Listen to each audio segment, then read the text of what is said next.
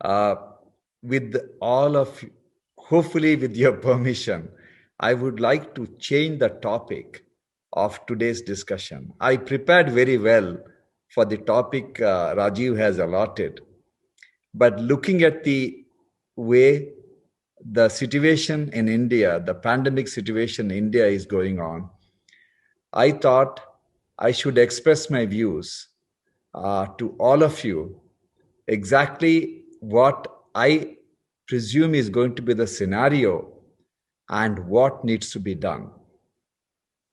First of all, we are born in a very privileged country. We have overcome several unsurmountable problems in a very short period of time. We started COVID, our battle against COVID, with the no PPEs and hardly 30,000 ventilators. In just 8 weeks, we were manufacturing surplus PPEs and ventilators, and we were in a position to export them in just 4 weeks. These are unthinkable by any standards. Now, the entire headline discussion on COVID is about oxygen. No one anticipated that it is going to happen in such a remarkably short period of time. It is happening in India mainly because we are a young nation with large number of youngsters interacting, working, and they get infected because, of course, due to the nature of the virus. I'm sure with the industries and the government intervention, in the next few weeks, we will be able to sort out the problem of oxygen, because we have a lot of steel factories which is run by very benevolent people, very industrious, very industrious as well as benevolent people who will do everything possible to ensure that every person in the country who needs oxygen will get the oxygen. I'm concerned, I'm sad, I'm apprehensive, but I'm not worried because I know that the industries of this country will wake up to address this reality. But I'm having sleepless night for the next headline. From PPE and ventilator, we shifted to oxygen. And the next headline in the next few weeks, once the oxygen problem is solved, is going to be patients are dying in ICU because there are no nurses and doctors to take care of the patients. And this is going to happen. I have no doubt about it. Now, I'll explain to you why this is going to happen. We are testing about 3.5 lakh people as positive for COVID. For every patient who's tested positive, there are minimum of 5 to 10 people who are positive, but they are not tested. That means we are talking about at least over 15 to 20 lakh people who are getting infected every day in our large country. Statistically, 5% of the COVID positive patients need ICU bed, irrespective of their age. That means we need to have at least 80,000 ICU beds daily, new ICU beds daily. And many of you may not know, India has only 75,000 to 90,000 ICU beds, and all of them are packed already, and COVID has not reached the peak yet. And When a COVID patient enters the ICU, they spend minimum 10 days. So you can just imagine what the scenario is. Now, what we need to do? We need to create at least 5 lakh additional ICU beds in the next few weeks. Unfortunately, beds do not treat patients. We need nurses, doctors, and paramedics in that order. I must admit, the real workers in managing COVID patients successfully in ICU are not the doctors, they are the nurses. And the outcome of patient in a COVID ICU depends predominantly on the nurses, the way they have managed the patient. You must be, I'm not sure whether you're aware, before the COVID started, government hospitals across the country had a shortage of 78% of medical specialists. That is a shortage, existing shortage. So essentially, COVID patients are not taken care by most government hospitals. There are exceptions, but most government hospitals do not take care of COVID patients simply because they do not have the nurses and the doctors. They have the infrastructure, but they do not have the doctors and nurses to take care. Now, we need to produce at least 2 lakh nurses and at least 1.5 lakh doctors in the next few weeks who are dedicated to manage COVID for the next 1 year, because current pandemic is likely to last for about 4 to 5 months. And then we should be prepared for the third wave.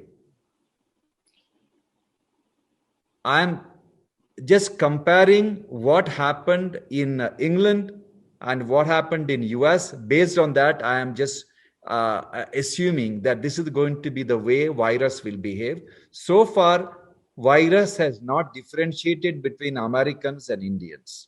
Irrespective of how much we want to say that we are genetically immune and we have the BCG has given us the immunity, for the virus, it hasn't behaved any greatly different with us. Now, how do we produce 2 lakh nurses and 1.5 lakh doctors to manage COVID ICUs for the next 1 year? If there is one country which can produce that workforce in few weeks, is India. No other country in the world can do this miracle. How it is possible? We have about 220,000 nurses working, who have finished their 3-year GNM or 4-year of BSc in various nursing schools and colleges across the country, who are preparing in the library for their exam, which should happen in the next few weeks. If the Ministry of Health, along with Indian Nursing Council, take the approach of drafting for the armed forces when there is an impending war with the enemy country, we should approach this with the same idea. This is not a peacetime, it is a wartime. If we decide, then these girls should be told, all right, you have finished your training. You haven't finished the formality of exam. You're all graduates, you'll be given a certificate. But you are given a certificate at the end of 1 year if you work in a COVID ICU for 1 year. And then, apart from that, if there is a government job coming up, all the girls and boys, nurses who have worked in this COVID ICU for 1 year should be given a preference over the rest. If that is done, I am convinced most of these girls and boys will join the stream of a fight against COVID. And COVID battle cannot be won by doctors of my age. No war can be fought by people of my age. You need young people. Most of them are vaccinated and they are naturally in a better position to fight the COVID in case they get infected. So we can solve the problem of nursing shortage, which is a major problem. Now, what about the doctors? There are 130,000 young doctors today working not in the COVID ICU. They're sitting in the library, mugging the multiple choice questions to crack the NEET exam to get one of those elusive PG seats. The National Medical Commission should, along with the National Board of Examination, should conduct online test for NEET right away without any delay and declare the results in few days. And there are only about 35,000 PG seats available. And allot the seats. After the allotment, there will be still 1 lakh doctors, young doctors, who are left out, who didn't get the PG seat. They should be offered a huge grace mark during the next year of PG selection if they work in the COVID ICU for 1 year. And government should have a separate department of controlling this huge workforce and allot them based on the requirement. If you go to, we are only looking at Delhi and Bangalore and Pune. What about the tier 2, tier 3 cities? If you believe me, the number of COVID right now, it is very less in those places.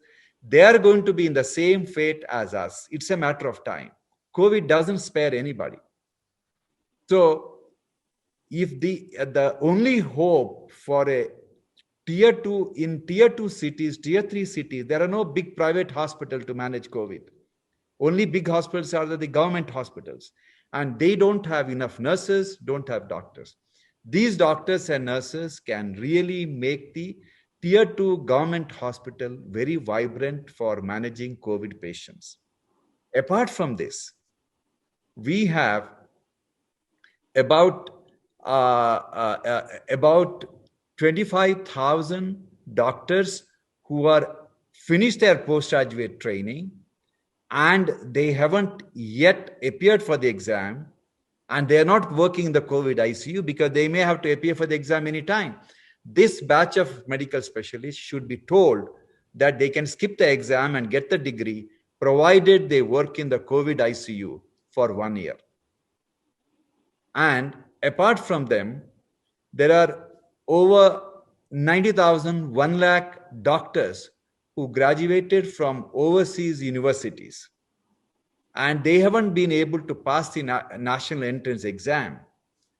Identify 20,000 of the brightest of the kids and ask them to work in COVID ICU for 1 year for permanent registration. And if we are able to do this successfully in the next few weeks, believe me, we would have conquered the COVID battle. Otherwise, the consequences can be very, very, very serious. Mainly because just admitting a patient in a COVID ICU and giving him some oxygen is not going to save their life. When the oxygen drops, they need proning. And somebody has to monitor their blood gases. All these are done by nurses and junior doctors. This is May. We are entering May. You know how hot it is. Wearing the PPE, working in the COVID ICU. Even the fittest people cannot work there for more than 4 to 5 hours. And we need to look after those patients for 24 hours. You look at the number of people who we need. The current doctors and nurses who are taking care of COVID across the country have done a fantastic job during the first wave. They are tired, they are fed up, they are burnt out. and good number of them are getting infected. Unless we create a parallel workforce of COVID, believe me, there can be a problem. Knowing the amazing power our government has, especially under the leadership of our Honorable Prime Minister, I have no doubt that they will do something dramatic. And we need to do something dramatic. In the end, all my speculation about the number of COVID patients and how many ICU beds we need may be wrong. But what if I'm right? It is too late. That's all I have to say. And I thought it is a fantastic forum for me to view the express my views with the idea that some of you may agree, some of you may not, but at least some thought. We cannot just watch the drama going on. We have to do something active. That's all I have to say. And I'm extremely grateful to all of you for giving me this opportunity. Thank you.